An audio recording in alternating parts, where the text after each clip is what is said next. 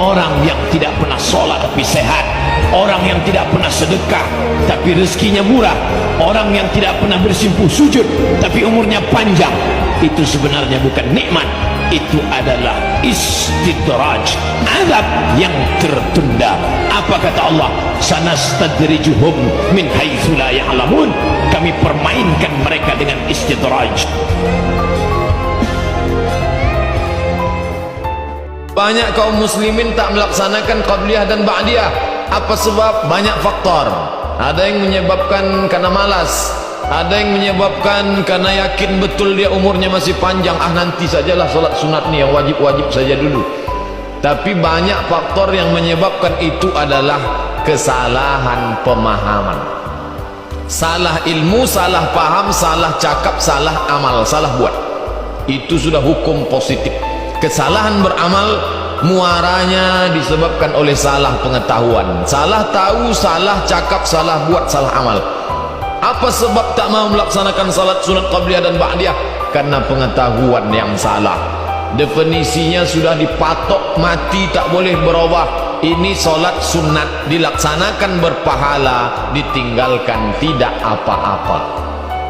Akhirnya tak pernah salat sunat karena ditinggalkan tidak apa-apa. Padahal dia adalah dalam hadis Sunan Tirmizi riwayat Imam Abu Isa At-Tirmizi. Apa kata Nabi SAW? Inna awwala ma yuhasabu bihil abdu yawmal qiyamati, yang pertama kali dihisab dari seorang hamba nanti pada hari kiamat, salatuhu, salatnya, bukan hajinya. Berapa kali dia pergi ke Baitullah, berapa kali dia umrah, berapa masjid yang dia bangun, itu semua akan dihisab, akan dihitung. Tapi yang pertama dari dihisab, inna awwala, yang pertama kali dihisab, salatuhu, salatnya.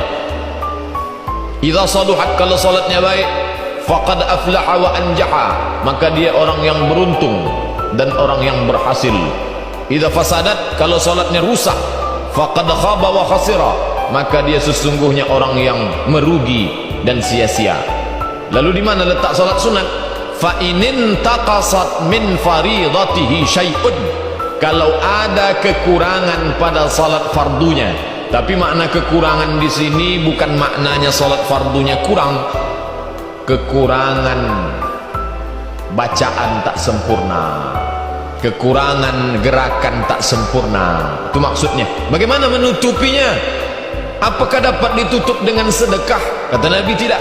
Fa inin taqasat min faridatihi syai'un, maka Allah berfirman kepada malaikat. Apa kata Allah? Unzuru, hai malaikat, tengok, lihat, perhatikan.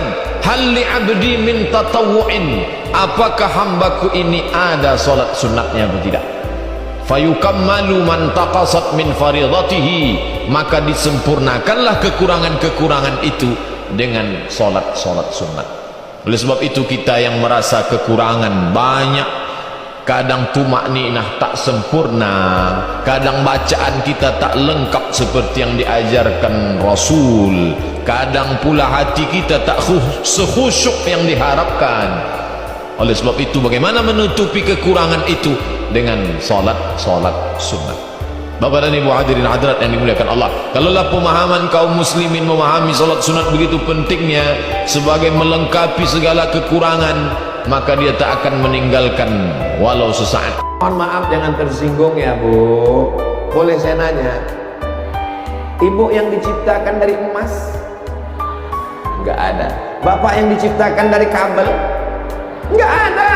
Semua kita ini diciptakan dari tanah, berjalan di atas tanah, akan mati masuk lubang tanah, akan dimakan cacing.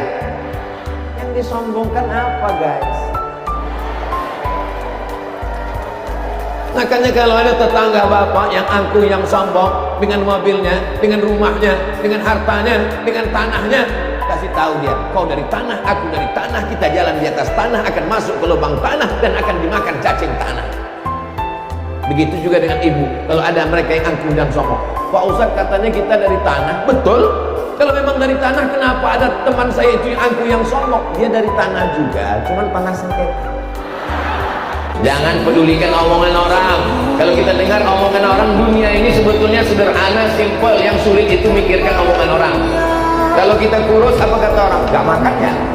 Kalau kita gemuk, apa kata orang? Pertumbuhan itu ke atas, bukan ke samping. Capek kita mikir.